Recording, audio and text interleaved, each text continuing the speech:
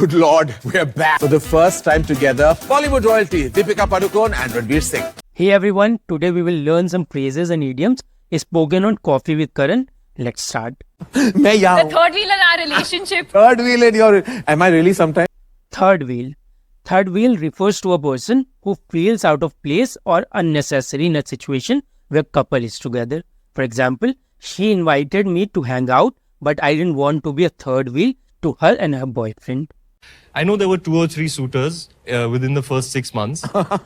Suitor. A suitor is a person who is trying to win someone's affection or love, often with the intent of marriage or a romantic relationship.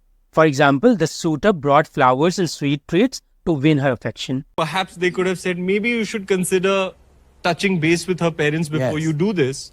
Touch base. Touch base with someone means to make contact or connect with someone, often to discuss something briefly or check in on a situation. For example, it's important to touch base with our clients regularly to ensure they are satisfied. And I popped the question, gave her the ring. She did not expect it. Pop the question. Pop the question is an informal phrase that means to propose marriage. For example, after years of dating, he finally decided it was time to pop the question during the romantic getaway. And I've got put my ear to the door, and outside Amma and Deepika are having it out.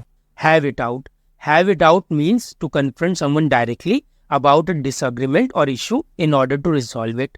For example, after weeks of tension, they finally decided to have it out and discuss their differences.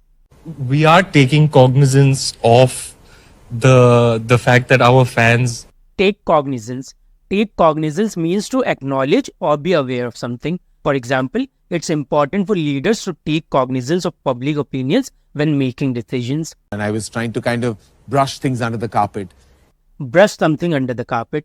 Brush something under the carpet means to hide or ignore a problem or issue instead of addressing it. For example, she realized that brushing her feelings under the carpet would only lead to more problems later on.